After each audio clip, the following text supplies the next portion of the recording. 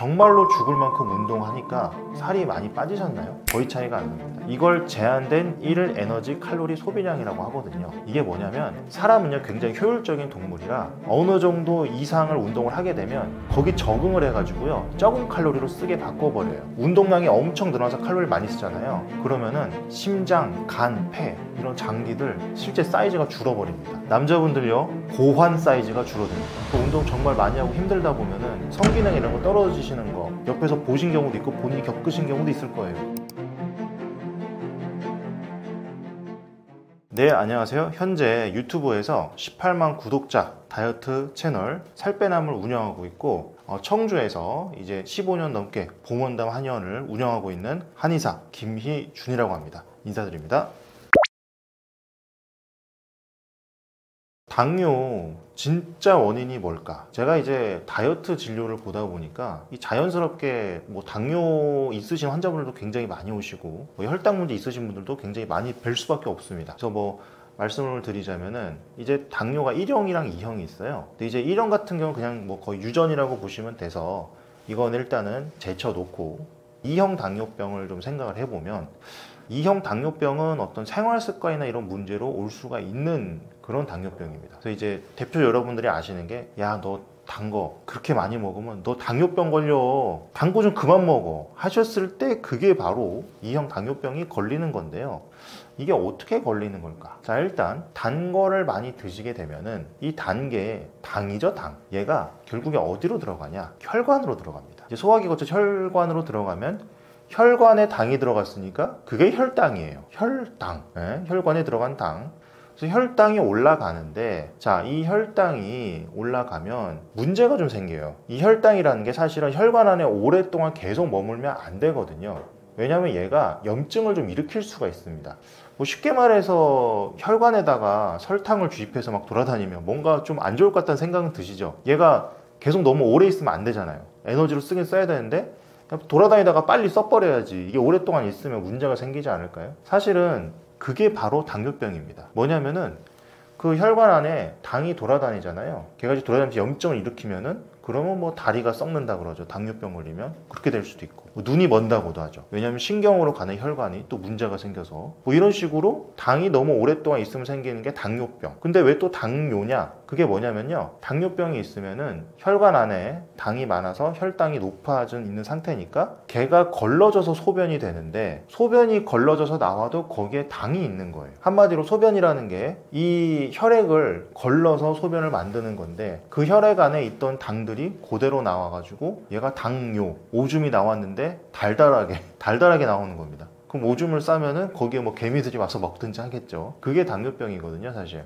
그래서 이 당뇨병이 걸리는 게 별게 아닙니다. 단 거를 많이 먹다 보면 혈당이 계속 올라서 그렇게 문제가 돼서 되는 건데 여기 한 가지 기전이 좀 들어가는 게 있어요. 뭐냐면은 원래는 혈당이 올랐을 때 얘를 혈관에서 끄집어내 가지고 세포로 전달을 해주는 그런 고마운 분이 있습니다. 바로 인슐린이라는 그런 사람인데요, 호르몬이죠. 자, 이 인슐린이라는 분이 쉽게 말하면 택배 기사님 생각하시면 되세요. 이 혈관에서 혈당을 쏙쏙 뽑아가지고 세포로 전달을 해주십니다. 에너지로 쓰라고. 그래서 원래 인슐린 기사님이 전달을 다 해주시는데 문제가 하나 있습니다. 혈당이요 정말 많이 높아지면은 이 인슐린 기사님이 어이쿠 뭐야 전달해야 될 애들이 너무 많네? 이러면서 이 인슐린 기사님들이 엄청 많이 나오세요. 혈당이 수천만 개 나오면 인슐린 기사님도 수천만 명이 쏟아져 나옵니다, 갑자기. 근데 문제가 뭐냐, 이거를 받는 세포 쪽에서 인슐린 그 기사님들이, 택배 기사님들이 너무 많이 이렇게 한꺼번에 몰려서 전달하려고 그러면 빨리 받으세요 이러면서 수천만 명이 와서 벨 누르고 이러면 그냥 문을 안 열어줘 버려요. 너무 많이 오네? 뭐야 이거 안 받아야겠는데? 뭐야 이상해? 이러면서 그냥 안 받아버려요. 그걸 인슐린 저항성이라고 부릅니다. 그러니까 인슐린의 저항성이 일어나는 거예요. 그럼 인슐린 기사님들이 수천만 명 나와도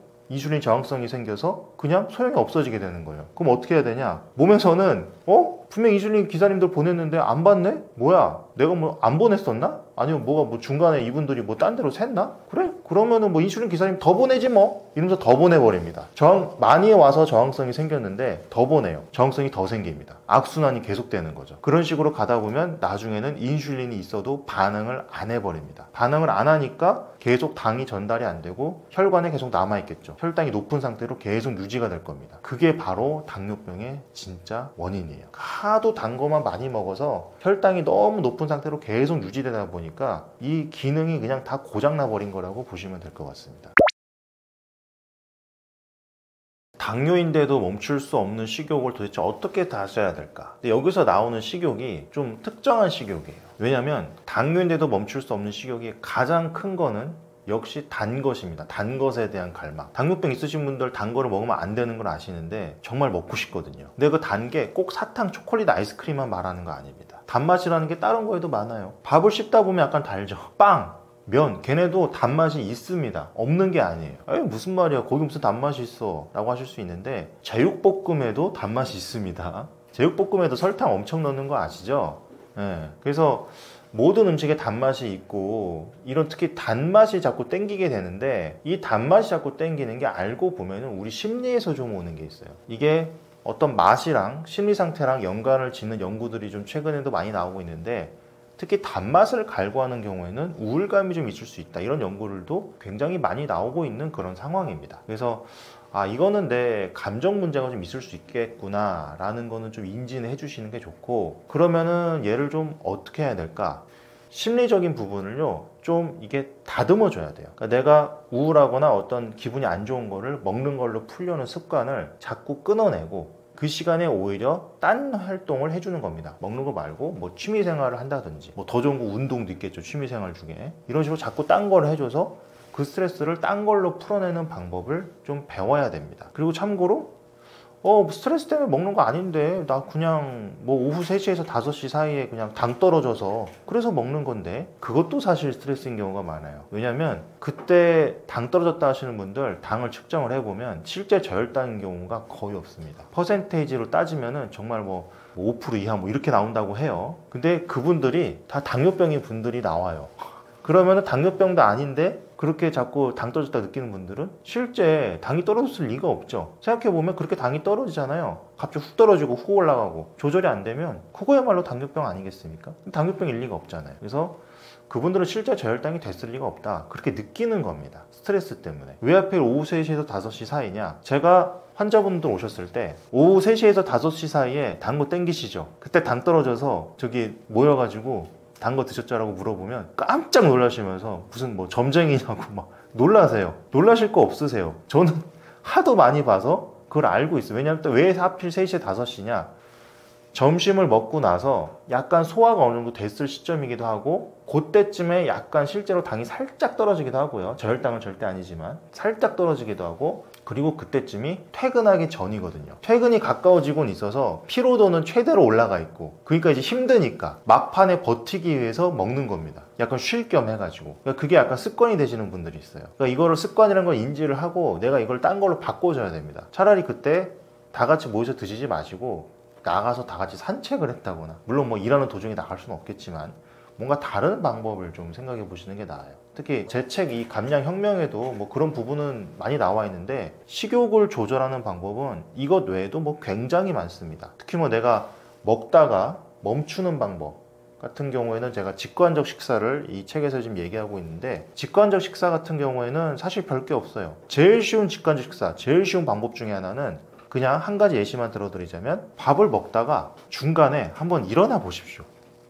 그냥 일어나 보시는 거예요. 밥을 먹다가 일어나면은 내가 배가 부른지 아닌지 굉장히 빨리 깨달을 수 있습니다. 왜냐? 이게 중력 때문에 위가 좀 내려오거든요. 그때 좀 더 포만감이 느껴져요. 그러니까 직관적 식사는 사실은 뭐냐면은 직관, 그러니까 내가 밥을 먹으면서도 내가 배가 부른지 아닌지 중간중간에 체크를 해주는 또 내용이 있거든요. 그 중에 하나가 일어나서 한번 체크를 해보는 겁니다. 이제 이런 여러 가지 자세한 방법들을 써가지고 식욕 조절을 해주시면은 그냥 억지로 의지로만 하는 게 아니라 제가 이 감량혁명에서 말하다시피 좀 무노력으로 내가 굳이 의지를 꼭 들이지 않고 힘들이지 않고 이 조절을 하실 수 있을 겁니다. 배가 부른지 안 부른지도 잘 모르세요. 대부분 환자분들이 다 까먹으셔가지고 그런 경우 많이 있으실 거예요. 앉아서 먹을 땐 몰랐는데 일어났더니 갑자기 배가 확 뭐야 이렇게 나 배불렀었어? 이런 경우 꽤 많으실 거예요. 이거는 대부분 느껴보셨을 거라 그 감각을 생각해 보시면 되세요. 그러니까 그렇게 많이 배부르기 전에 멈췄어야 되거든요. 일어나 보면 내가 배부른지 아닌지를 좀 더 빨리 알 수 있습니다. 그거를 진짜 배부름 찾기라고 합니다.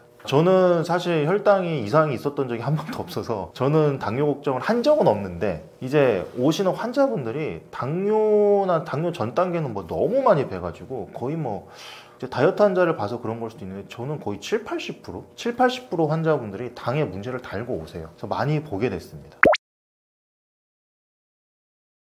유전적으로 윗대 이제 당뇨가 있으셨던 분들은 당연히 조심을 더 하셔야 되는 게 맞고, 그건 왜 그러냐면은 이게 사람마다 받아들이고 소화시키는 게 다 다르거든요. 쉽게 말해서 공부를 똑같은 걸 내용을 줘도 분명히 어떤 친구는 솔직히 점수 더 잘 나오는 친구 있습니다. 솔직히 우리를 다 인정하시잖아요. 똑같은 거 줘도 공부 더 잘하는 애들 성적 잘 나오는 분명히 나오잖아요. 마찬가지 똑같은 음식 먹어도 살 더 찌는 사람 나오고요. 똑같은 양의 당, 설탕을 먹어도 그게 더 분해가 안 되고 몸에서 해소를 못하는 분들이 분명히 있습니다. 심지어 인종적인 차이도 있어요. 우리나라 사람들 췌장 사이즈가 서양인들에 비해서 훨씬 작다고 이제 하거든요. 사이즈도 그렇고 실제 당 분해 능력도 그렇고, 그래서 인종적으로도 차이가 있고 개별적으로도 차이가 있고 당연히 차이가 있는 거겠죠. 그래서 그런 분들은 더 조심하셔야 됩니다.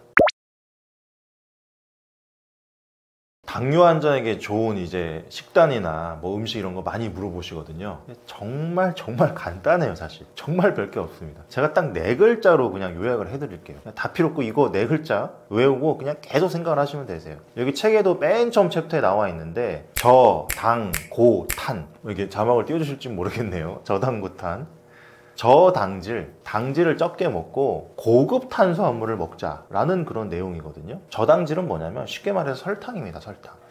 그냥 여러분 생각하시는 막 설탕 들어간 음식들 있잖아요. 딱 아시는 거. 과자, 아이스크림, 초콜릿, 빵 중에서도 뭐 초코빵.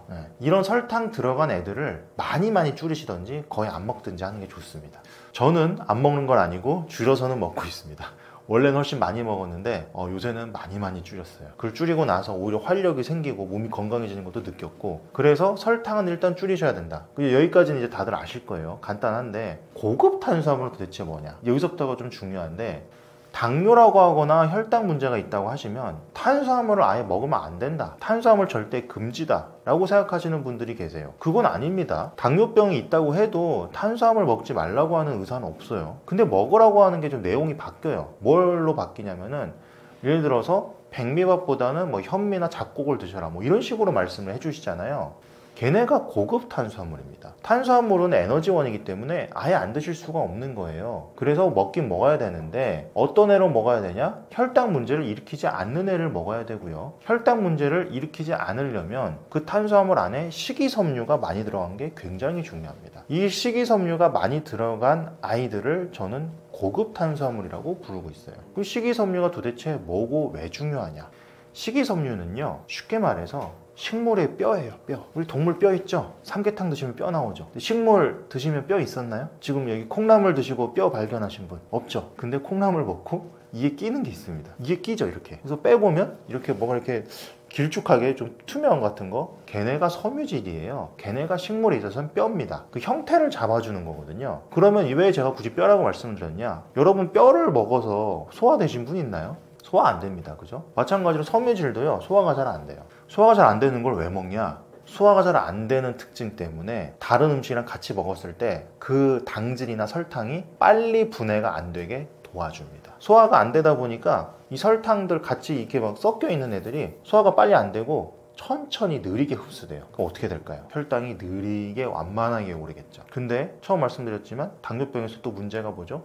혈당이 급격하게 많이 오르면 인슐린이 폭발해서 문제가 생기는 거잖아요. 혈당 스파이크라 그러죠. 혈당 스파이크가 생기면 인슐린이 폭발해서 문제가 생기는데 식이섬유 많은 거 먹으면 혈당이 빨리 오르질 않습니다. 굉장히 서서히 올랐다가 서서히 내려갑니다. 이 정도는 우리 몸에서 다 해소할 수가 있죠. 그래서 식이섬유가 많이 들어간 고급 탄수화물, 아무 탄수화물이나 드시지 마시고, 또 탄수화물이라면 다 먹으면 안 된다 이렇게 생각 절대 하지 마시고, 저당 고탄, 저당은 잘 하시고요, 알고 계시니까 고급 탄수화물 드시고, 그리고 첨가당, 그런 설탕 들어간 거 정말 드시지 말자 라고 말씀을 드리고 싶고요. 그리고 한 가지만 더, 술은 설탕도 아니고 뭐 그런데 당뇨나 이런 데는 정말 너무 안 좋습니다. 드시지 말라고 말씀 들었을 거예요, 많이. 얘는 어떤 혈당 조절 능력뿐만 아니라 몸의 전반적인 대사를 다 망가뜨려서 그냥 되는 게 없어져요, 몸에서. 한마디로 왜 먹으면 안 되냐? 그냥 되는 게 없습니다. 되는 게 없는데 이거를 먹고 어떻게 하시겠다는 것 자체가 그냥 뭘 할 수가 없어요. 모든 대사가 다 망가져서 어디를 뭐 말씀드릴 것도 없습니다. 그냥 다 안 좋아요. 나라로 치자면 뭘 어떻게 해야 될까요? 뭐 총체적으로 막 난국인 거예요. 뭐 경찰 부패, 뭐 정치인 부패, 뭐 일반 사람들의 뭐 인식 부족, 뭐 교육, 그냥 다 안 좋습니다. 그러니까 술은 정말로 드시면 당뇨가 나을 생각을 하시면 안 됩니다. 이제 가끔 이렇게 물어보시는 분들 많으세요. 이제 제가 또 술을 드시지 말라 그러면, 아유 우리 저기 할아버지는 술 엄청 많이 드셨는데 90세로 장수하셨어요. 그리고 나는 술 안 먹는데 나는 당뇨야. 어떻게 하실 거예요? 드릴 말씀이 없어요. 왜냐하면 그거는 개별의 그런 분들이 있는 거는 어디나 있는 겁니다. 그렇게 따지면 제가 솔직하게 말씀드려 볼게요. 자, 저희들 모두 양심을 가지고 말씀을 해보시겠습니다. 자, 나는 잘생긴 사람이 더 좋다, 나는 예쁜 사람이 더 좋다, 맞다 아니다? 솔직히 맞으시잖아요. 제가 만약 조금 더 잘생겼으면 제가 아마 구독자 지금쯤 200만은 찍었을 겁니다. 지금 20만인데 10배 됐을 거예요. 네. 제 후배인 친구가 굉장히 잘생긴 친구 이제 있는데 순식간에 10만을 찍었더라고요. 저는 엄청 오래 해서 20만인데 역시 잘생긴 게 최고다. 이 말씀 왜 드리냐, 잘생겨도 안 되는 사람이 있을 거예요. 무슨 말인지 아시겠나요? 네. 못생겨도 잘 되는 사람은 있을 겁니다. 하지만 솔직히 유리하거나 이런 게 있는 거는 아시잖아요. 이거는 그 사람이 특별하고 그 사람이 특이한 거지 절대 일반적인 게 아닙니다. 술을 먹어서 멀쩡하신 분들이 있을 수 있는데 그분이 술에 유독 강하고 정말 특이하신 거예요. 사람이 정말 못생겼더라도 정말 자기만의 어떤 재능이 있고 정말 뛰어나서 구독자 많이 늘리고 하는 경우 꽤 많이 있죠. 근데 솔직히 잘생긴 게 유리하다는 거는 다들 아실 거고, 이제 그런 느낌으로 보시면 됩니다. 술은요, 일단은 당뇨나 이런 데 안 좋은 게 분명히 맞아요. 대부분 사람 통용됩니다. 근데 간혹 가다가 정말 특수하게 술에 대한 저항력이 강하고 별로 이 나쁜 거가 없는 분들이 분명히 계세요. 이런 분들은 괜찮을 수 있습니다. 근데 그게 대부분의 경우에 내가 아니라는 게 문제죠. 그렇게 좀 말씀을 드리고 싶네요. 제가 항상 이야기하는 이 무노력 다이어트, 노력하지 말아라. 이거 굉장히 공격을 많이 받을 수도 있는, 이거를 말씀드리면 아니 무슨 말이냐, 다이어트는 죽기 살기로 해야지 어떻게 그렇게 말도 안 되는 이야기를 할 수 있냐라고 말씀하시면 진짜 무책임한 거 아니냐. 노력을 해야지, 노력이라고 말씀하시거든요. 근데 제가 딱 요거 하나 말씀 좀 드려볼게요. 맞는지 안 맞는지 직접 들어보시고 판단해 보셨으면 좋겠습니다. 자, 죽기 살기로 다이어트 하는 거 보통 어떻게 하시냐면은 죽지 않을 만큼만 먹고 죽을 만큼 운동해라, 다 이 말씀하세요. 그런데 일단 죽을 만큼 운동해라, 이거부터 좀 살펴볼게요. 정말로 죽을 만큼 운동하니까 살이 많이 빠지셨나요? 아니면 그 빠진 게 유지가 정말 잘 되셨나요? 죽을 만큼 운동을 하면 우리가 예를 들어서 30분 운동하면 1kg 빠질 게 60분 운동하면 2kg 빠진다고 단순히 생각을 하시잖아요. 왜냐면 칼로리가 그만큼 소모되니까. 그렇지 않을 수 있습니다.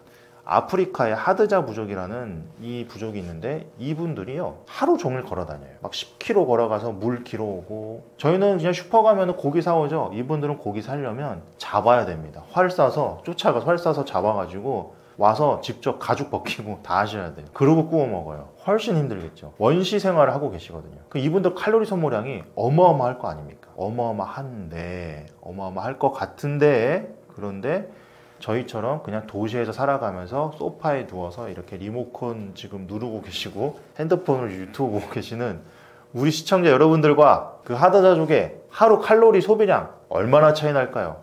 한 10배? 20배? 거의 차이 안 납니다. 거의 차이가 안 납니다. 잘못 들으신 게 아닙니다. 거의 차이가 안 납니다. 이걸 제한된 1일 에너지 칼로리 소비량이라고 하거든요. 이게 뭐냐면 사람은요 굉장히 효율적인 동물이라 어느 정도 이상을 운동을 하게 되면 거기 적응을 해가지고요 적은 칼로리로 쓰게 바꿔버려요. 그렇게 쓸 때 몸에서 생각할 때 필요 없는 애들을 안 해버립니다. 그게 뭐냐, 예를 들어서 운동량이 엄청 늘어나서 칼로리를 많이 쓰잖아요. 그러면은 심장, 간, 폐 이런 장기들 실제 사이즈가 줄어버립니다. 에너지도 덜 쓰고 사이즈가 줄어버려요. 남자분들요 고환 사이즈가 줄어듭니다. 무섭죠? 여러분 다이어트 하면서 운동 정말 많이 하고 힘들다 보면은 이 어떤 성기능 이런 거 떨어지시는 거 옆에서 보신 경우도 있고 본인이 겪으신 경우도 있을 거예요. 그거 또 있죠. 여성분들도 많이 겪는 건데, 자 다이어트 하다 보면 많이 빠지는 게 있어요. 자 살도 빠지는데 어디? 모발 다이어트. 탈모도 다이어트 할 때 많이 겪으시죠? 이거 왜? 우리 몸 입장에서는 별 필요 없는 겁니다. 생존할 때 필요 없잖아요. 쓸모 없으니까 빼버려요. 그런 식으로 다른 거 필요 없는 데서 대사를 줄여버립니다. 운동을 아무리 많이 하셔도 딴 데서 대사가 줄어서 이 균형이 맞아버려요. 그래서 어느 정도 이상으로 많이 하실 필요 없습니다. 죽을 만큼 운동한다고 꼭 죽을 만큼 살이 빠지는 게 아니란 얘기예요. 그래서 일단 거기는 노력을 얼마나 많이 하든 결국에는 평균으로 회귀한다. 요걸 일단 말씀을 드리고요. 자, 그리고 또 두 번째, 죽지 않을 만큼만 먹어라. 그러면 정말 조금 드시는 분들이 많거든요.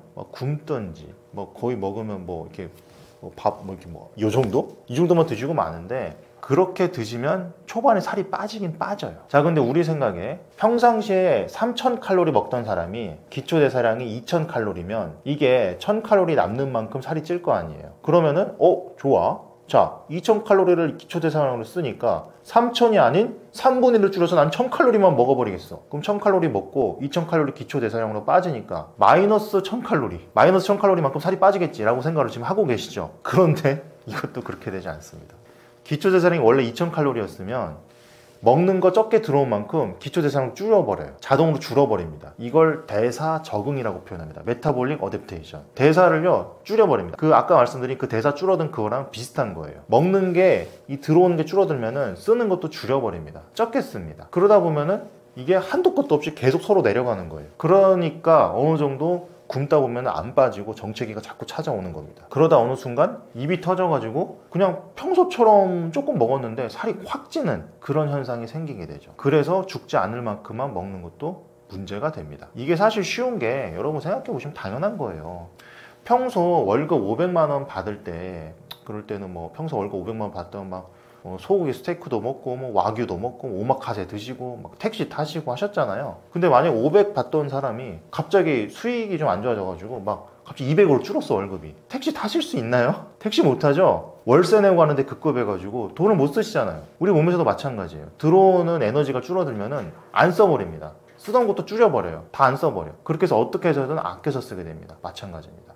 자, 그래서 죽기 살기로 다이어트를 하는 게 생각보다 큰 소용이 없어요. 근데 오히려 중요한 게 있습니다. 자, 이게 네이처지라는 정말 유명한 학술 저널에 진짜 3, 40명의 정말 유명한 하버드 내 의대, 듀크 내 의대, 어디 국가의 보건복지부 담당자 유명한 분들이 3, 40명이 모여가지고 선언문이라고 하면서 냈어요. 이거는 꼭 봐라. 진짜 유명한 학술 잡지거든요. 거기에 그런 분들이 3, 40명이 모여서 냈는데 내용이 뭐냐? 그거 딱 이렇게 나와 있어요. 우리가 살이 찌고 빠지는 게 단순하게 의지력만으로 하는 거 아니다. 정말 수많은 다른 요소가 개입을 한다. 담즙산 분비, 췌장 크기, 우리 신경 전달, 호르몬, 인슐린, 그렐린, 렙틴, 수많은 요소들이 섞여가지고 살이 찌고 빠지고를 결정을 하기 때문에 얘네가 의지력으로 되는 게 아니다. 걔네 영향이 굉장히 크다라고 말을 하고 있어요. 근데 이게 당연할 수밖에 없는 게 어느 정도 살이 찌고 빠지는 게 좀 정해진 부분이, 내가 의지로 할 수 없는 부분이 있다는 얘기인데, 이거 공부할 때도 마찬가지잖아요. 똑같이 공부해도 성적 잘 나오는 친구 있잖아요. 똑같이 일해도 돈 더 잘 버는 사람도 있잖아요. 분명히 생깁니다. 똑같은 환경에서도 다르게 나와요. 당연한 겁니다. 그리고 생각해보면 저처럼 얼굴이 태어날 수도 있고, 저도 박보검 씨처럼 태어나고 싶었는데 불행히도 얼굴이 그러진 않았어요. 여러분들도 좀 더 잘생기고 싶었을 텐데 그런 분들 많으실 겁니다.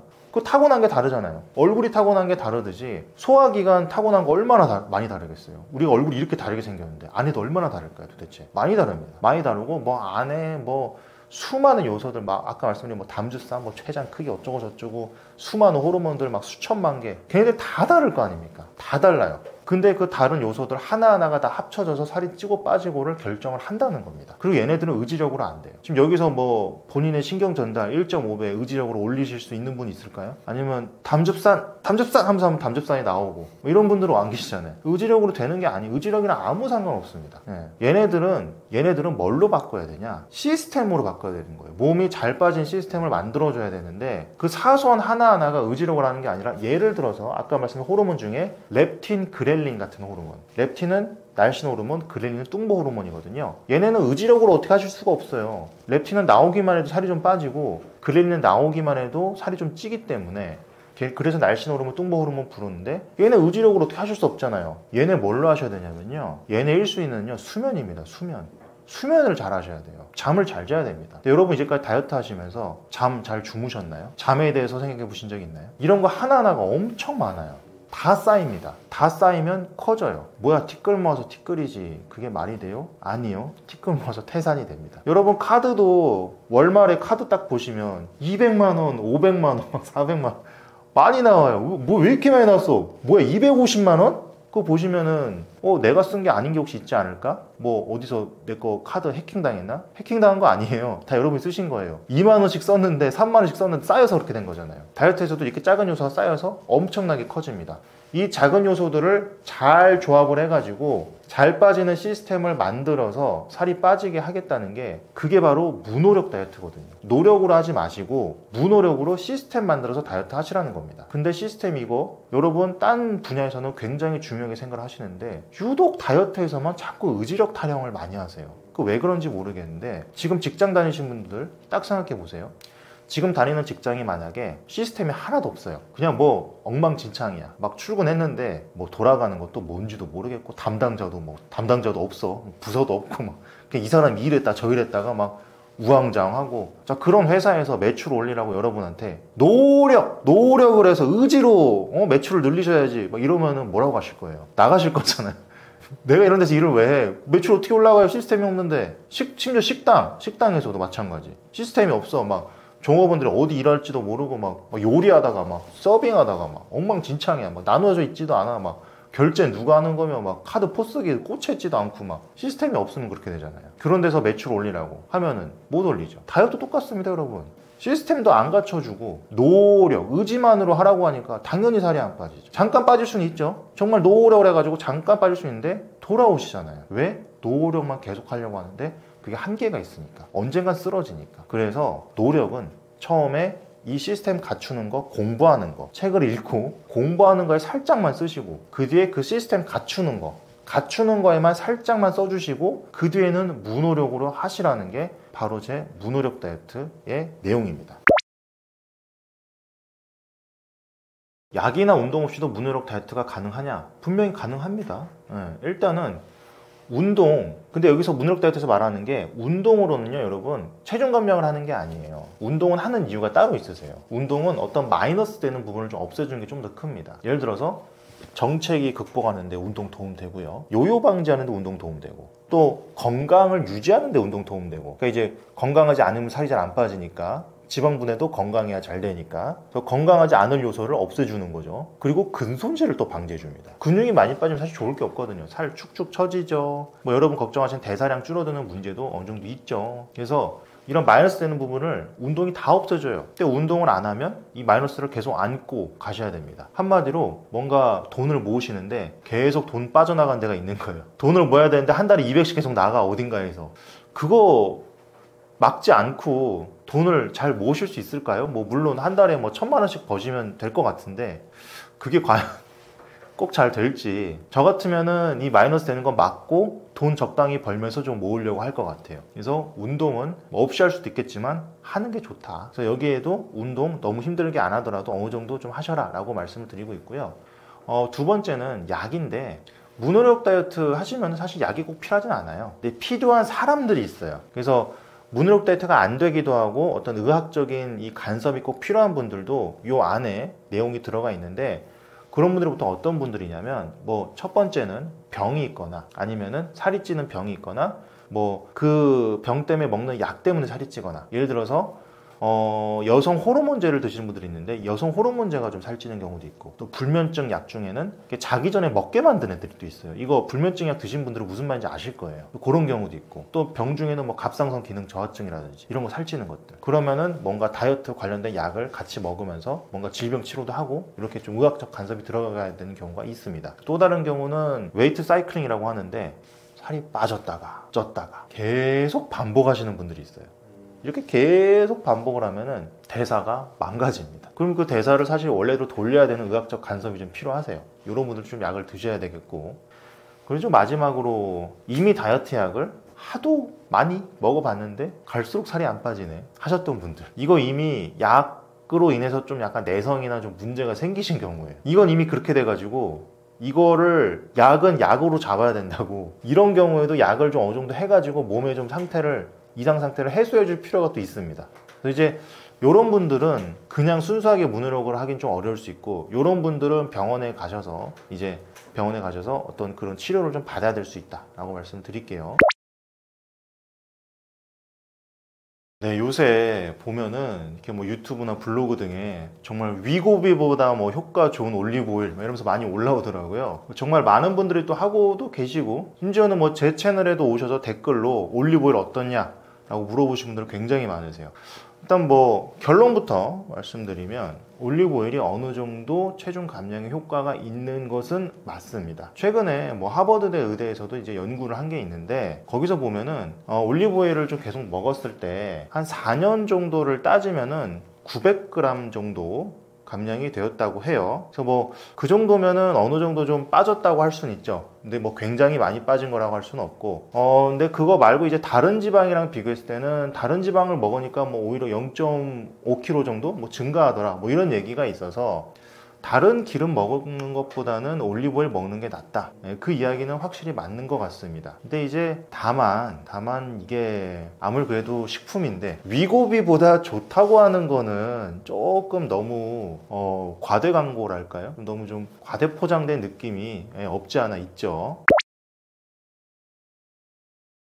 이게 이제 제가 오늘 나와서 가장 좀 우리 시청자 여러분께 충격적인 내용일 수도 있고, 저 사람 저렇게 말하는 거 맞을까 싶으실 수도 있을 것 같아요. 왜냐하면 올리브오일을 대부분 드시는 분들이 공복에 드시는 분들이 정말 많고, 뭐 공복에 먹으면 되냐 다 그렇게 물어보시거든요. 근데 제가 지금 좀 많이 반대의 말씀을 드릴 겁니다. 왜냐하면 올리브오일 공복에 드시는 분들 굉장히 많은데, 이걸 공복에 먹었을 때 뭐 이득이 좀 될 수도 있다라는 연구들이 있긴 있어요. 그래서 뭐 보면은 뭐 위 배출이 뭐 지연된다, 아니면 뭐 담즙산 분비에 관련해서 좀 좋은 영향이 있다, 뭐 이런 것들이 있긴 있는데, 그 근거들이 사실은 좀 약합니다. 약하고 많이 없고, 그래서 이게 또 생각을 해보면 이렇게 올리브오일을 공복에 먹는 게 주로 어디서 하냐면 지금 우리나라에서 많이 하고 있고, 정작 다른 나라 가면은 이게 엄청 활성화되어 있냐? 아니에요. 특히 올리브오일 이제 뭐 물론 중동에도 있겠지만, 이제 우리는 보통 이탈리아를 생각하잖아요. 이제 올리브오일의 본고장인 이탈리아를 먼저 가서 생각을 해보면, 거기서 올리브오일을 매일 아침 공복에 먹냐 고 물어보면 절대 아니라고 합니다. 안 먹어요. 그렇게 안 먹고, 그렇게 먹는 게 거의 지금 우리나라가, 특히 다이어트에 많이 먹는 게 우리나라입니다. 그래서 이게 도대체 어디서 온 걸까 라고 생각을 해보면, 제가 지금 이거를 처음 본 게 저도 그때 방송에서 본 기억이 나거든요. 한 19년 정도에 이제 가수 박진영 님께서 이제 매일 아침에 올리브오일을 드셨다고 해요. 원샷으로. 그러면서 그거를 다른 연예인분들이랑 나와서 같이 이렇게 원샷을 하시는 장면이 나오거든요. 그때 이제 막 어떤 분은 드시고 막, 이게 올리브오일이 원래 좋은 올리브오일은 캑캑거리고 막 이래요. 이게 좀 매워가지고 막 그러기도 하시고, 그러면서 그 올리브오일이랑 막 이렇게 비타민제랑 같이 드셨던 게 방송이 나왔었어요. 근데 그 당시에는 되게 생소한 장면이었어요. 그래서 많은 분들이 저게 도대체 뭐냐 막 이러면서 그때 좀 화제가 됐었거든요. 왜냐면 너무 특이하니까. 그러니까 그때 처음 유행하기 시작을 한 겁니다. 그리고 이제 다른 데서는 많이 안 해요. 다른 데서 많이 안 하고. 근데 이제 최근에 또 보면은 이제 뭐 틱톡이나 뭐 인스타 같은 SNS 같은 데서 이제 뭐 올리브오일을 뭐 모닝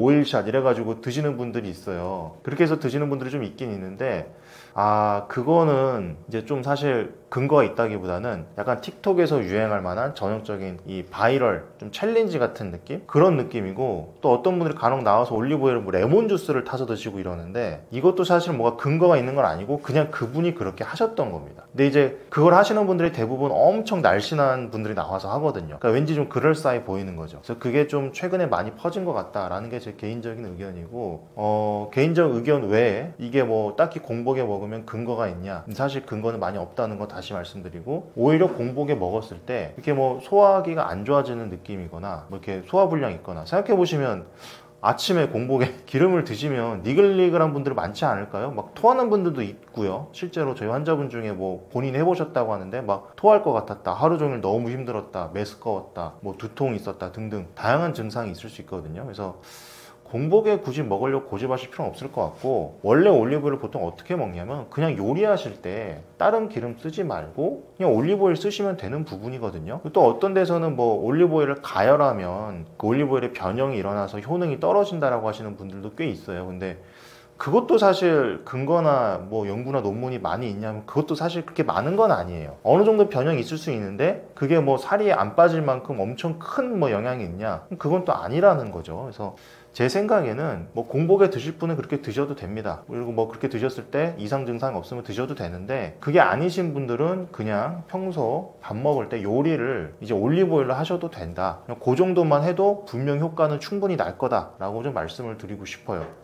요게 이제 대부분의 지금 나오는 내용들이랑 너무 상이해서 좀 거부감이 있으실 수도 있을 것 같은데, 이제 제가 아는 바로는, 제가 조사한 바로는 분명히 이렇기 때문에 요 말씀을 드리겠습니다. 올리브오일도 먹으면 부작용이 있냐고 물어보시는 분들이 많으세요. 근데 이제 식품이기 때문에 당연히 식품이 부작용이 있기는 어렵습니다. 뭐 올리브오일이 부작용이 있다면 마트에서 이렇게 두고 팔면 사실 안 되는 내용이거든요. 왜냐면 부작용이 있다면 그건 의약품이지 식품이 아니라서. 그래서 올리브오일은 딱히 부작용은 없는데, 이제 어떤 좀 잘못 먹었을 때 부작용이랄까요? 이제 아까 말씀드린 뭐 공복에 먹었을 때 이제 뭐 소화불량이라든지 두통이라든지 다양한 뭐 설사한다든지 이런 증상이 나타날 수 있기 때문에, 공복에 먹었을 때 그런 이상 증상이 있으신 분들은 저는 공복에 안 드시길 좀 권유는 드리고요. 그리고 또 이건 올리브오일만 그런 게 아니고 다른 기름들도 마찬가지인데, 뭐 담이나 췌장 문제가 있으신 분들은 이 지방을 과다 섭취했을 때 문제가 생기는 경우가 분명히 있습니다. 특히 뭐 담관 질환이라든지 뭐 담도 질환, 뭐 담석증 뭐 이런 것들, 그런 게 있으신 분들은 주의를 하셔야겠죠. 근데 이건 올리브오일 뿐만이 아니라 모든 지방 기름에 다 해당이 되는 내용이니까 당연히 아셔야 될 것 같고요.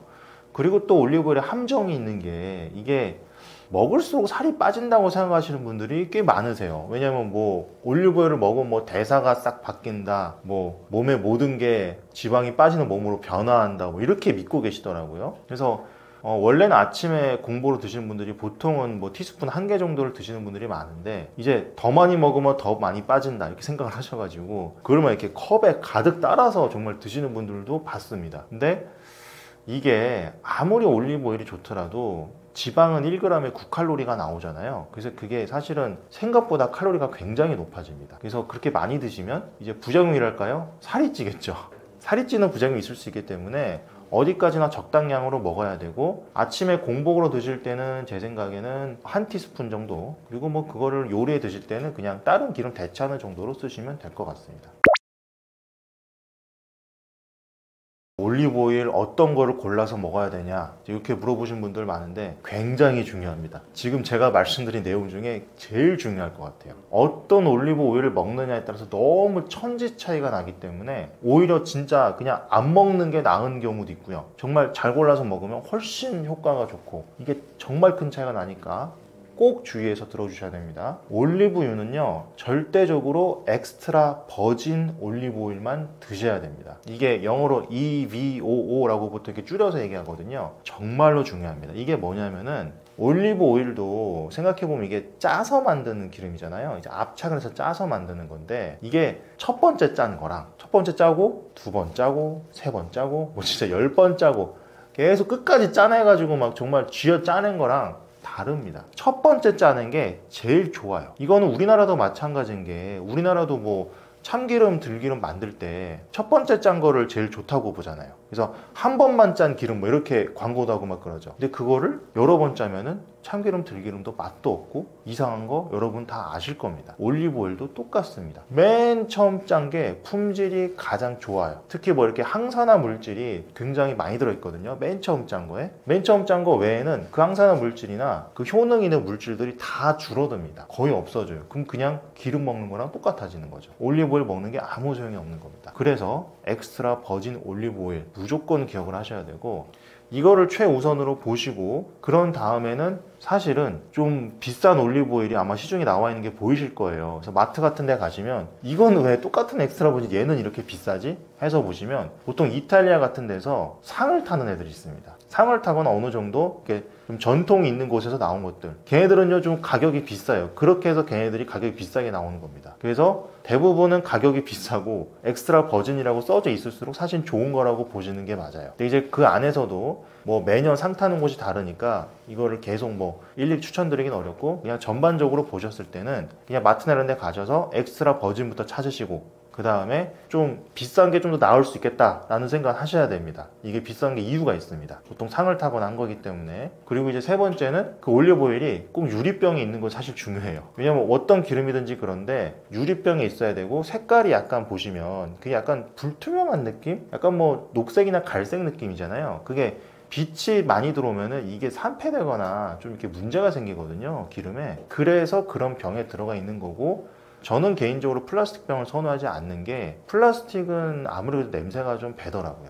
이 유리는 거의 반응을 안 하니까 냄새가 거의 배질 않습니다. 그래서 저는 유리병을 선호한다는 점 말씀드려서, 첫 번째 엑스트라 버진 꼭 기억하시고, 두 번째 비싼 건 이유가 있다, 세 번째 유리병 꼭 주의하시고, 네 번째 그럴 리는 없을 텐데 유리병이 투명한 건 절대 고르지 마셔라 라고 말씀드리고 싶어요.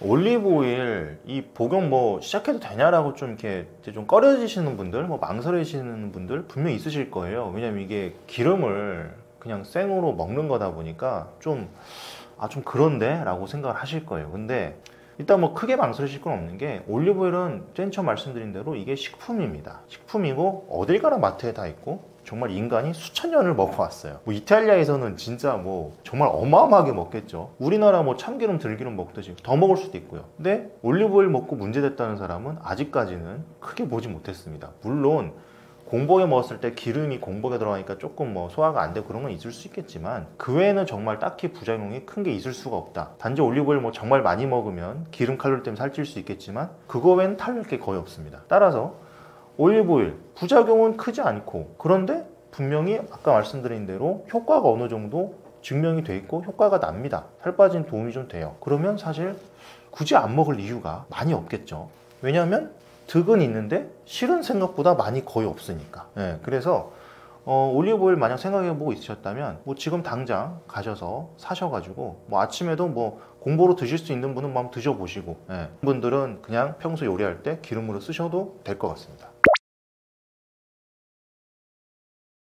적게 먹고 운동을 해도 살이 안 빠지는 분들 굉장히 많으세요. 근데 이게 그럴 수밖에 없는 게, 자, 일단 적게 먹으면 보통은 내가 적게 먹었으니까 그냥 칼로리가 덜 들어오니까 내가 쓰는 거는 비슷하니까 그러면은 당연히 살이 빠지겠지 이렇게 생각을 하시거든요. 그런데 몸이 생각보다 이렇게 단순하지가 않아요. 우리 몸이 적응을 정말 잘해요. 정말 상황에 따라서 살아남으려고 정말 별짓을 다 합니다. 그 중에 하나가 먹을 게 줄어들잖아요. 몸에서 에너지를 들 써버려요. 그걸 대사 적응이라고 하는데, 이게 우리 인류가 정말 수많은 시간 동안 먹을 게 풍부하지 않았거든요. 우리 조선시대에도 맨날 굶어 죽었다는 기록들 많이 있고, 맨날 흉년 들면 막 밥 없고. 그러니까 우리 인간 유전자에 밥이 없을 때는 에너지 많이 쓰지 마, 에너지 줄여, 살아남아, 이렇게 하는 유전자에 그 기전이 박혀 있어요. 그래서 먹을 게 줄어들잖아요. 여러분, 우리 몸에서는 야, 흉년인 것 같아, 음식이 없어, 에너지 쓰지 마, 이러면서 에너지 안 써버립니다. 안 먹으면 그렇게 돼요. 그래서 적게 먹으면 그만큼 에너지가 이제 쓰는 게 줄어드니까 이거 소용없게 됩니다. 처음에야 적게 먹으면은 적응을 아직 못했으니까 그때 살이 좀 빠지죠. 그래서 근데 한번 해보세요. 해보시다가 다들 아실 거예요. 적게 먹으면 살이 좀 빠지다가 멈춰, 더 안 빠져. 그거 왜 그럴까요? 적응한 거예요. 몸에서 적응을 해서 이제 거기서 더 적게 또 먹어야 그래 또 더 빠져요. 어디까지 하실 겁니까? 어디까지 굶으실 거예요? 그러니까 이게 무조건 적게 먹는다고 만사가 다 해결되는 게 아니라는 거예요. 그리고 이게 요요도 잘 옵니다. 왜냐하면 대사가요, 줄어든 게 회복이 잘 안 돼요. 우리 몸에서는 줄이는 거는 빨리 잘하는데 늘리는 것도 빨리 잘 못해. 한참 걸립니다. 자, 그럼 대사가 줄어든 상태에서 만약 뭐 드시잖아요? 슝 칼로리가 올라가면서 그냥 요요가 확 오게 됩니다. 요 문제 있죠. 그리고 또 운동에도 왜 살이 안 빠지냐? 굉장히 유명한 연구도 있는데 미국의 임상건강증진학회라고 있어요. 거기가 뭐 하는 데냐면 이게 미국민들에게 뭐 운동 요렇게 하세요, 뭐 이러면은 건강에 좋아요, 뭐 이런 거 알려주시는 그런 학회거든요. 그러니까 한마디로 국가 단체라고 보시면 됩니다. 뭐 보건복지부 산하 단체고. 근데 거기서 이런 연구 발표를 한 적이 있어요. 운동을 30분 하는 거랑 60분 하는 거랑 지방이 분해되는 게 2배 차이가 안 나고 비슷했습니다. 그러니까 30분 운동한 거랑 60분 운동한 거랑 2배 운동했잖아요. 그럼 살 빠지는 게 2배 돼야 되잖아요. 2배가 안 됐어요. 거의 비슷했습니다. 거의 차이가 안 났습니다. 그래서 거기서 뭐라고 결론을 냈냐면 체중 감량 위해서는 그냥 일단 하루에 30분 운동을 일단 해라. 더 할 사람은 더 해도 된다. 왜냐면 추가적인 이득이 약간 있긴 있거든요. 더 할 사람은 더 해도 된다. 근데 일단 30분은 해라 라고 얘기를 했습니다. 저도 이제 여러분한테 말씀드리고 싶은 게 너무 힘들게 하려고만 하시니까 이게 다이어트를 못 하는 거거든요. 그러지 마시고 일단 30분 운동이라도 좀 해주시고, 먹는 거는요 적게 먹는 게 능사가 아니고 잘 먹어야 된다는 점 말씀드리겠습니다. 다이어트에 있어서 가장 중요한 거 보통 생각하시면 여러분들이 생각하시는 게 제가 이제 좀 궁금하기도 한데, 제가 이제 환자분한테 듣는 바로는 이거예요. 원장님, 저는 의지력이 약합니다. 저를 좀 어떻게 해주세요. 저를 어떻게 해주세요. 그러니까 본인의 의지력이 안 되니까 어떻게 해달라는 건데, 애초에 의지력으로만 하려고 하셨기 때문에 다이어트가 안 되는 경우가 많거든요. 왜냐면은 다이어트라는 게 정말 수많은 요소가 복합되어 있거든요. 우리 생각에는 그냥 단순하게 칼로리 인, 칼로리 아웃, 그러니까 칼로리 들어온 것만큼 살찌고 나간 것만큼 빠지고 그냥 그렇게만 생각하시는데, 우리 사람이 그렇게 단순하지 않습니다. 정말 그렇게 간단하지 않습니다. 약간 이제 이런 느낌이에요. 여러분 왜 연애하실 때도 그러지 않았나요? 연애할 때도 여러분이 막 사랑을 막 줘, 무지막지하게 줘, 그대로 다 돌아왔나요? 정말 그러셨어요? 저는 안 그랬던 적도 꽤 있었던 것 같은데, 이게 사람이라는 게 뭔가를 다 줬다고 해서 그 사람이 다 주는 게 아니에요. 사람이 이렇게 간단한 동물이 아니잖아요. 뭐 연애하실 때도 여러분 엄청 잘해줬어. 근데 상대방이 나한테 똑같이 잘해준 게 아니잖아. 이 얘기 말씀 왜 드리냐면, 우리 몸에서 먹는 게 들어와도요 똑같아요. 먹는 게 들어와도 이게 똑같이 받아들이는 게 아니고 받아들이는 게 다 다르고 쓰는 거랑 내보내는 게 다 다릅니다. 사람마다 다 달라요. 상황 따라 다르고 사람마다도 다르고. 연애할 때 똑같죠. 사람마다 다르고 상황마다 다르고 똑같습니다. 근데 이게 왜 다를까? 왜 다를까를 생각을 해봐야 되는데, 그 왜 다를까가 한 가지라고 보통 좀 생각하시기 쉽잖아요. 뭔가 하나가 있을 거야. 가장 중요한 게 하나가 있을 거야. 여러분 연애에서도 그 왜 나한테 사랑을 다시 안 줄까 생각해 보실 때 뭐 하나가 있던가요? 뭐 하나 이유가 있는 것 같았겠죠. 내가 뭐 못생겨서 그런가? 내가 뭐 경제력이 그런가? 내가 뭐 성격이 안 좋아서 그런가? 과연 그거 정말 하나였을까요? 뭔가 이렇게 팩트로 때리는 것 같은 느낌이라서 죄송하긴 한데, 보통 그렇게 되면 하나가 아니에요. 잘 알고 계시죠 다들? 이게 뭔가 내 외모도 뭔가 마음에 안 들었던 건가 보다, 내가 뭔가 이 사람한테 경제적으로 좀 부족했나 보다, 아니면 내가 뭔가 이 사람 뭐 취향의 옷이 아니었나 보다, 옷을 잘 못 입었나 보다. 솔직히 다양하게 있잖아요 여러분. 되게 다양하잖아요. 다이어트도 마찬가지예요. 이게 살이 찌고 빠지고가 정말 다양한 요소들이 있습니다. 수많은 게 영향을 끼쳐요. 막 호르몬도 막 수백 개입니다. 호르몬도 막 뭐 제가 지금 여기서 읊어보기만 해도 뭐 렙틴, 그렐린, 펩티드, YY, 뭐 요새 위고비에 뭐 GLP-1, 글루카곤 라이크 펩타이드 1이죠. 너무 많아요 지금. 막 너무 많아가지고 얘네들 다 따져봐야 되고, 또 거기다가 뭐 당을 또 분해하는 거에 따지자면 뭐 췌장 사이즈부터 시작을 해서 당 분해 능력, 뭐 신경 신호 전달, 위장이나 내장의 크기, 어떤 뭐 육모의 문제, 흡수는 얼마나 잘할 것인가, 정말 많아요 요소가. 이 요소들을 각각을 이제 다 의지력으로 제어할 수 있는 게 없으니까 이 각각을 다 시스템적으로 우리가 평상시에 쉽게 할 수 있는 거예요. 예를 들어서 잠을 잘 자서, 잠을 규칙적으로 잘 자서 렙틴, 그렐린 분비를 조절한다든지, 아니면 간헐적 단식을 해가지고 인슐린 분비 조절하고 인슐린 민감도 올리고 이런 걸 조절한다든지, 제 책에 나와 있는 이 수많은 방법들을 통해서 이 작은 요소들을 다 통제를 조금씩 해주는 겁니다. 어려울 것 같으시겠지만 이 책에 나와 있는 내용들이 어려운 게 별로 없어요. 정말 단순하고 너무 당연한 얘기들이 많은데 그걸 안 하시는 분들이 많으세요. 읽고 나면 아 그렇구나, 아 이걸 하면 되는데 이게 간단한 걸 왜 몰랐지? 하실 거예요. 그냥 그런 것들을 그냥 꾸준히 잘 해주시면은 알아서 살이 잘 빠집니다. 그래서 다이어트에 있어서는요 가장 중요한 게 의지력이 아니고요 시스템을 잘 짜주는 거고, 그 시스템만 잘 짜주면 무노력으로도 다이어트 충분히 가능합니다.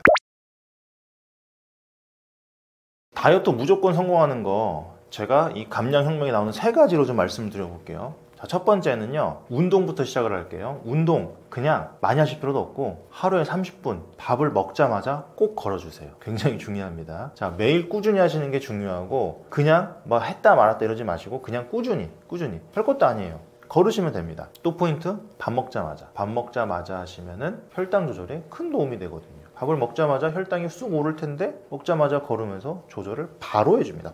바로 해줘버리고, 또 매일 하다 보니까 이게 규칙적으로 돼서 몸에서도 좀 익숙해지고. 자, 운동은 일단 그렇게 해서 하시면서 그 운동 그것만 하셔도 정체기 극복, 요요 방지, 근손실 방지, 건강 유지 다 할 수 있어요. 심지어 기분도 좀 좋아지면은 기분 조절 덜 먹기도 하고요. 자, 이렇게 운동을 하시면서 식단 뭐 복잡하게 말씀드릴 거 없습니다. 저는 일반식 먹으라고 말씀드리거든요.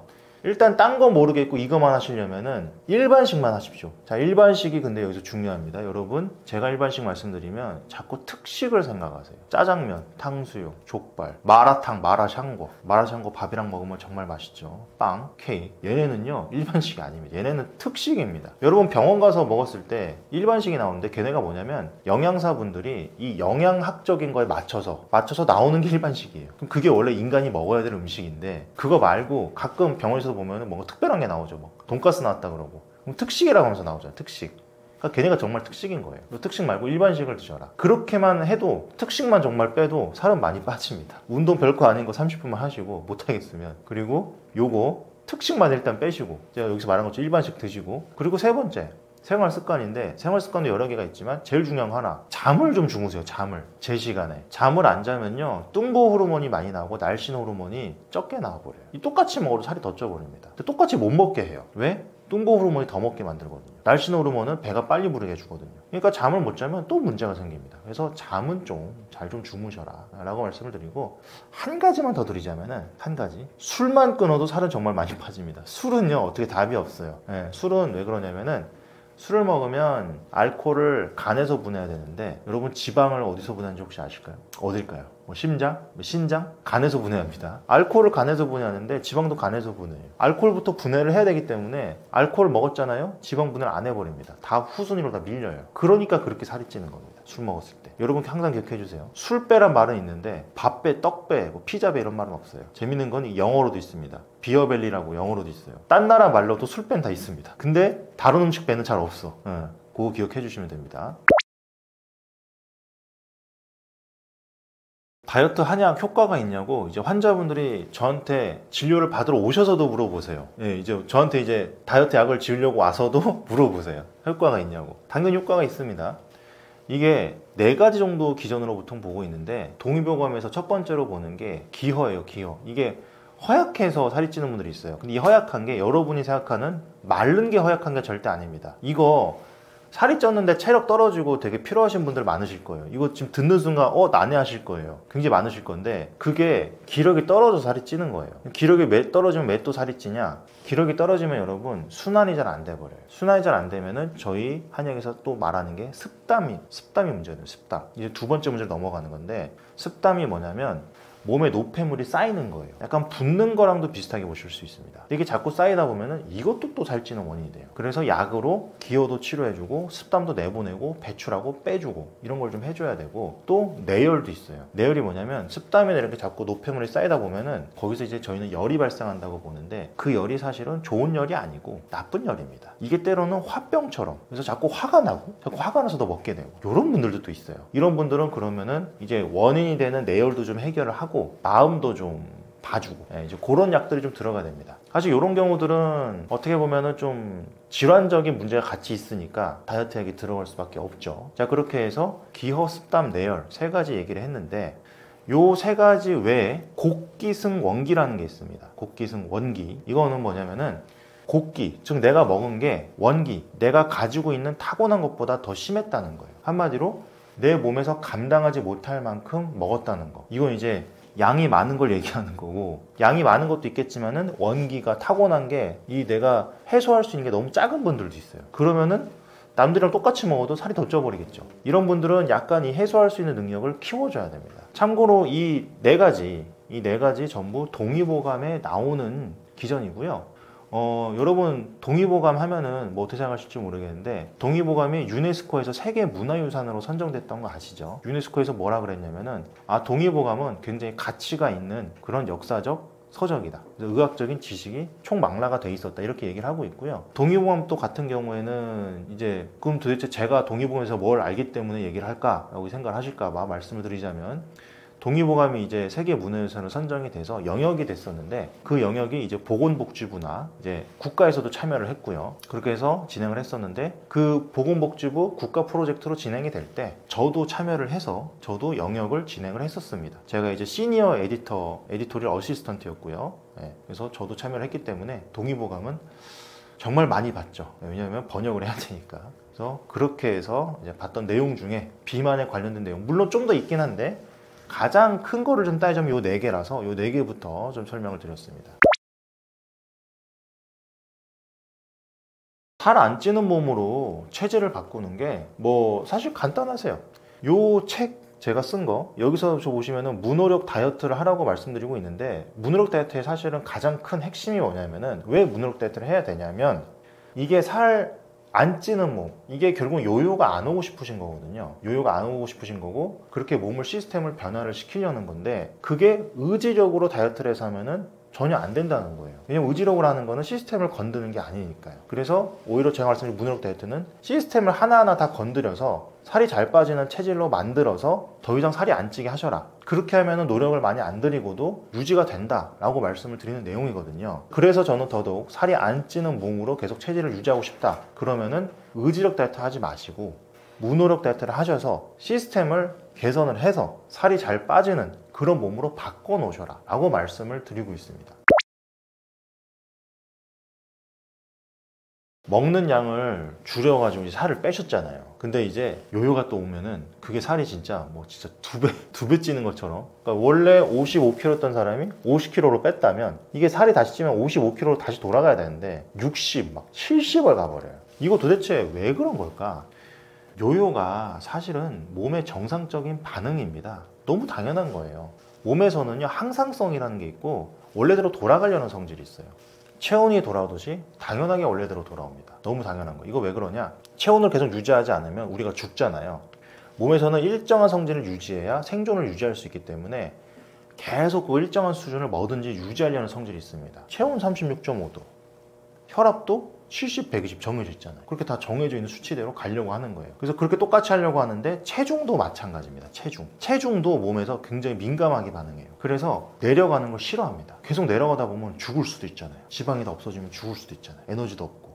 그래서 내려가는 거에 거부합니다. 원래대로 돌리려고 싶어 해요. 그게 사실은 요요의 진실입니다. 몸의 반응인 거예요. 자, 그러면 어떻게 해야 되냐?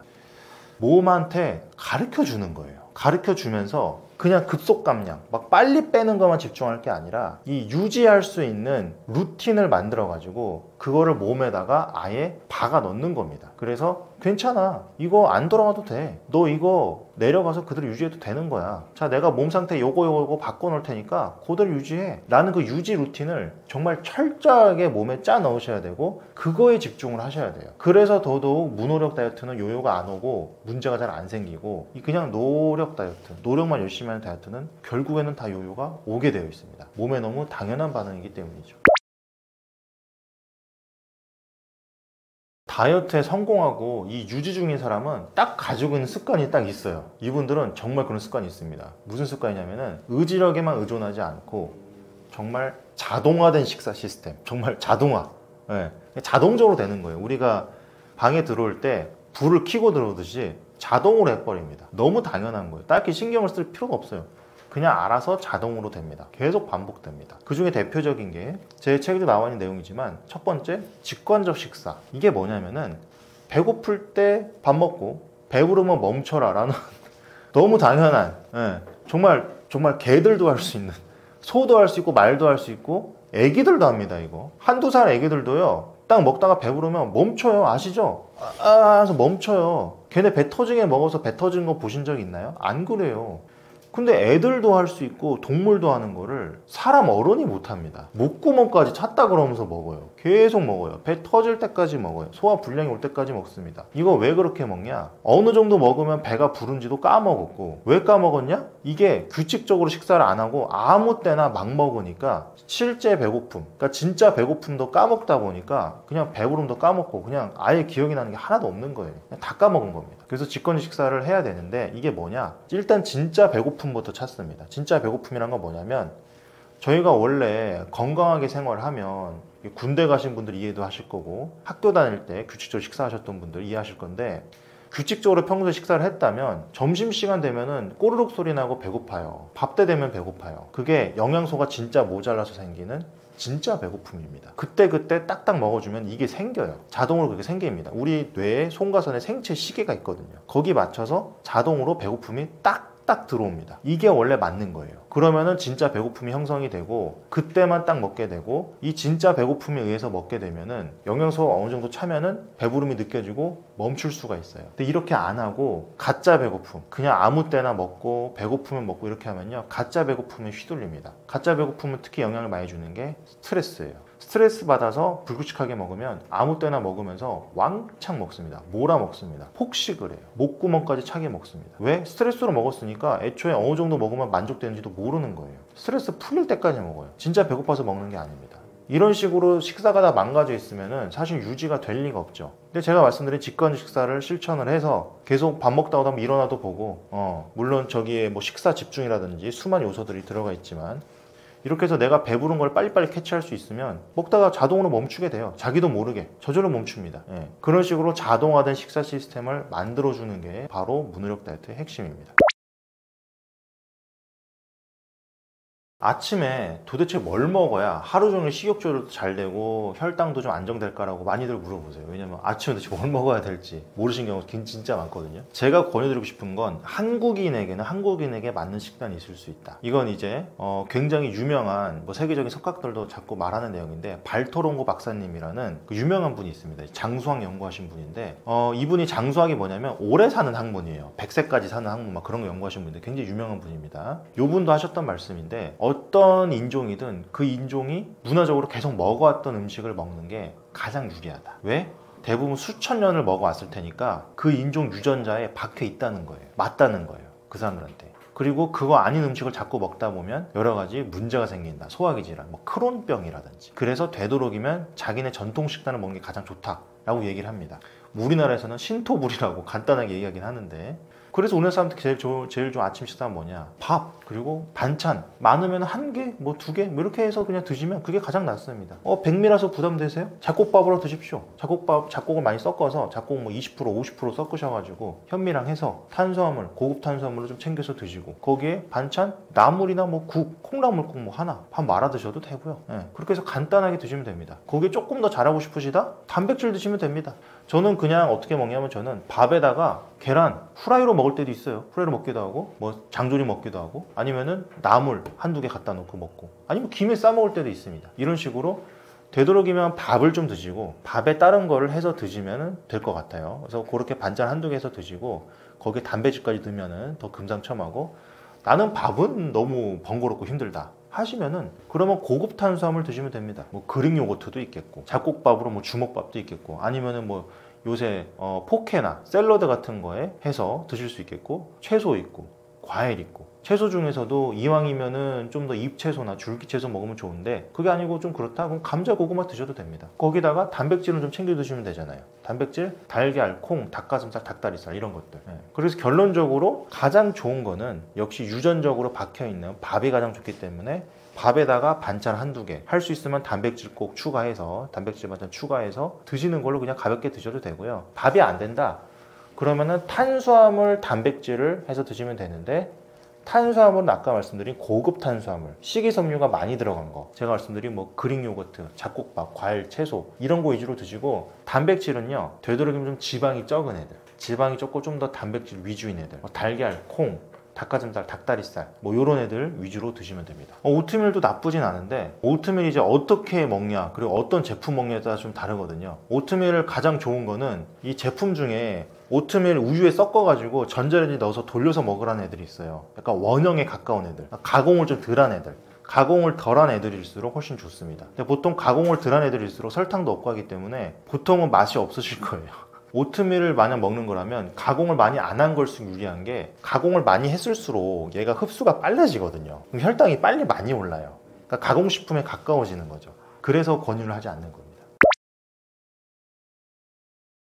아침 식사가 중요한 이유가 별거 아니라고 생각을 하실 텐데 아침 식사를 가장 중요한 것 중에 하나, 야식 증후군이 일단 방지됩니다. 야식 증후군이 뭐냐면은 첫 번째 증상은 저녁이나 밤에 뭐가 자꾸 먹을 게 땡깁니다. 자꾸 뭐가 먹고 싶어요. 두 번째는 아침을 먹으면 속이 더부룩하거나 거북해집니다. 그래서 아침 안 드시는 분들이 굉장히 많아요. 야식은 먹고. 세 번째는 수면의 질이 떨어집니다. 뭐가 들어간 상태에서 자니까 수면의 질이 훅 떨어져요. 네 번째는 소화기가 안 좋아집니다. 뭘 먹고 자니까 소화기가 당연히 좋을 수가 없죠. 그래서 이런 야식 증후군을 그럼 없애거나 방지하는 게 가장 좋은 방법이 뭐냐, 아침을 먹으면요 야식이 덜 땡기게 돼 있어요. 왜냐하면 아침을 안 먹으면 그 전날 저녁부터 그 다음날 점심까지 공복 시간이 너무 길어지니까 몸에서 중간에 뭘 자꾸 먹으려고 해요. 그게 밤에 먹고 자게 만드는 거죠. 근데 아침을 먹어버리면 공복 시간이 줄어드니까 뭐 먹었네? 야식 먹을 필요 없겠네? 하면서 야식을 덜 땡깁니다.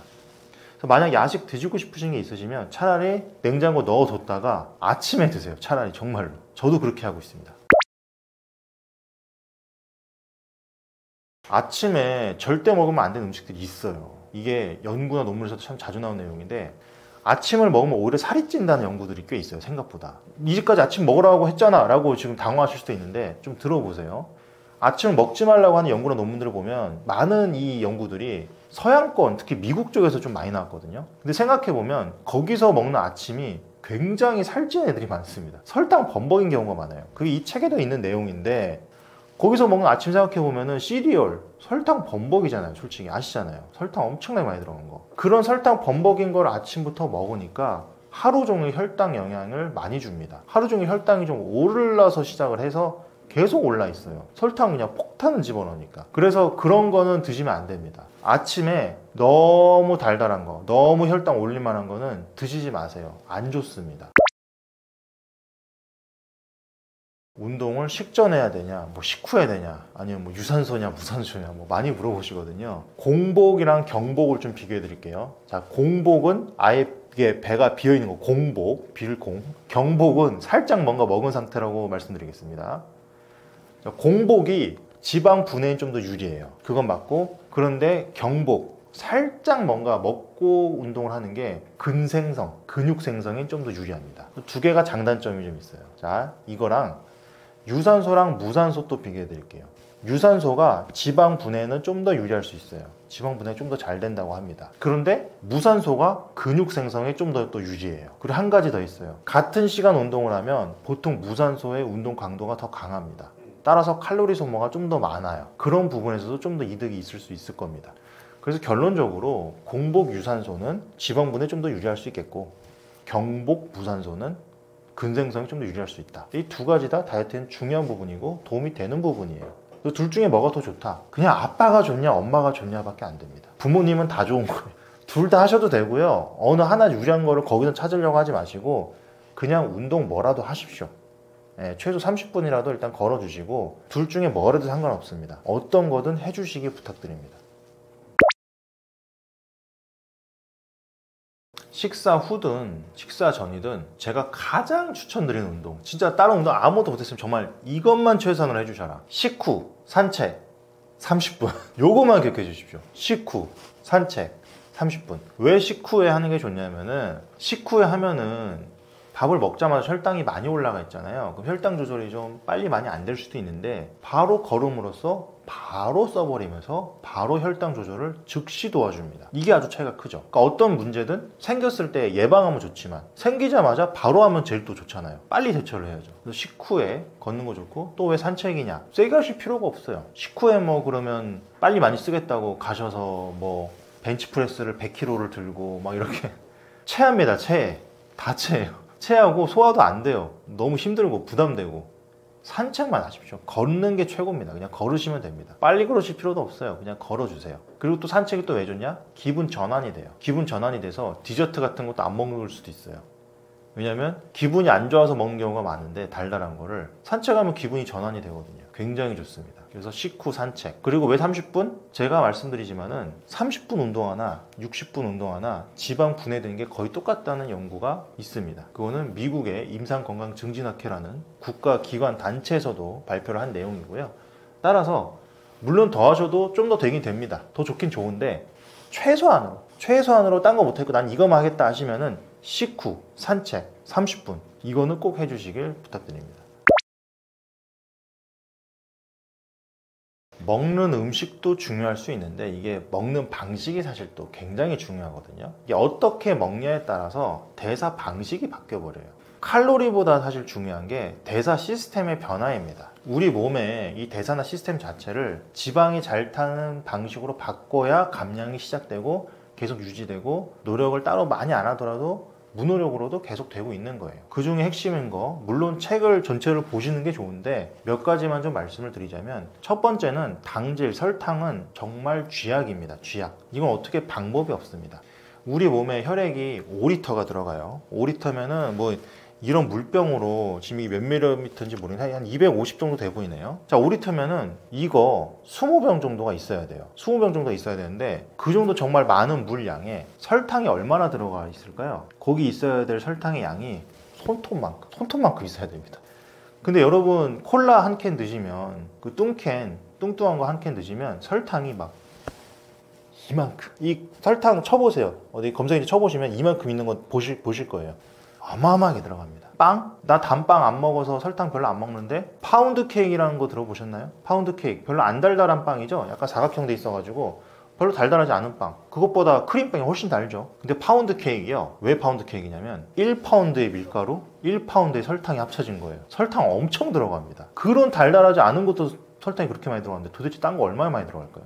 설탕 정말 조심하셔야 됩니다. 그래서 그거를 일단 줄이는 거 가장 중요해요. 그거 줄이고 똑같은 칼로리도 그렇게 먹는 게 낫고 또 똑같은 음식을 먹더라도 밀 시퀀싱 음식을 먹을 때 순서도 중요합니다. 무조건 섬유질부터 먼저 드셔야 돼요. 그래야 혈당 오르는 게 조절이 됩니다. 탄수화물, 당질은 맨 마지막에 드셔야 됩니다. 그래야 혈당이 빨리 많이 안 오르거든요. 그래서 섬유질하고 단백질 섬유질, 단백질 먼저 드시고 이 탄수화물, 당질은 맨 끝에 드셔라. 자, 그래서 고기 드실 때도 여러분들이 고기하고 채소를 먼저 먹고 냉면은 뒤에 먹는 게 유리한 게 맞긴 맞아요. 네, 그렇게 하시는 게 좀 나을 겁니다. 그렇게 하면 똑같은 음식 먹더라도 살이 더 잘 빠지는 몸으로 좀 바뀌어 있겠죠. 그리고 또 간헐적 단식 같은 경우에는 원래 먹는 음식 종류와 양은 똑같이 하고 먹는 시간만 바꾸는 거거든요. 그렇게만 해도 공복 시간을 만들어 주면은 몸이 지방이 잘 타는 몸으로 바뀌어 있어요. 왜? 인슐린 감수성이 올라가고 그래서 인슐린 분비가 많이 안 되고 인슐린 분비가 많이 안 돼야 지방분해 통로가 열립니다. 인슐린 분비가 되면은 지방분해 통로가 막혀요. 그것도 열어주게 되는 거죠. 자, 이런 식으로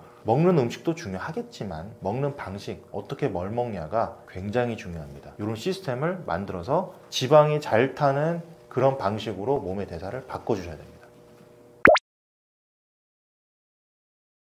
다이어트를 시작을 하기가 참 두려우신 분들 많으실 거예요. 많이 해보셨는데 실패하고 아니면 요요하고 했던 분도 많으실 거고 그런 분들이 보통 생각하시는 게 의지력을 이제 써야 되니까 그래서 이제 하기 싫어하시는 거거든요. 하기도 두렵기도 하고요. 그럼 단순히 생각해봐도 다이어트라면은 시간, 돈, 노력 다 들어가는데 우리가 숙제한 것만 날려도 아니면은 뭐 일하다가 이게 정전돼서 날아가도 두렵고 힘든데 다이어트는 몇 개월을 해야 되는데 그게 다 날아간다고 생각하면 너무 두렵죠. 그러니까 시작도 못 하세요. 돌아올 수도 있고.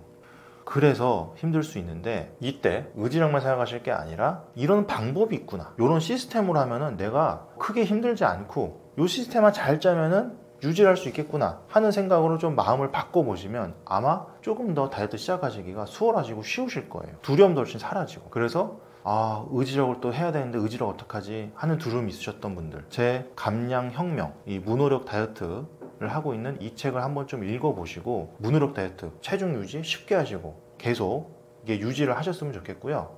또 제 채널 살빼남 살을 빼주는 남자 살빼남 유튜브 채널도 구독자 한 20만 정도 되고 와서 봐주시면은 저는 평상시에도 막 노력하세요, 많이 하세요, 이거 먹지 마세요, 저거 먹지 마세요, 하지 말라는 얘기는 잘 안 합니다. 왜냐하면 환자분들이 안 할 걸 알고 있어요. 그래서 무조건 하지 말라, 무조건 안 된다, 절대 안 된다 이런 얘기보다는 할 수 있는 방법, 쉽게 할 수 있는 방법, 조금 더 내가 그렇게 의지력 안 쓰고 혼나지 않으면서 할 수 있는 방식들을 좀 말씀을 드리고 있어요. 그래서 제 채널에도 한번 와주셔가지고 좀 봐주셨으면 좋겠고, 물론 저에게 직접 뭐 진료를 받고 싶으시거나 나는 여기서도 받지만 어떤 내가 혼자서 다이어트를 하기가 어렵다, 제가 이제 책에서도 말씀드린 뭐 몸의 문제나 건강 문제나 뭐 이런 것들이 있어서 사실 안 빠진다 하시는 분들은 언제든지 제 한의원인 보문담 한의원 오셔서 진료 받으시면 될 것 같습니다. 우리 떠먹여주는 TV 시청자 구독자 여러분, 초대해 주셔서 정말 감사드리고 또 좋은 영상으로 다시 한번 뵐 수 있으면 좋겠습니다. 들어주셔서 감사합니다.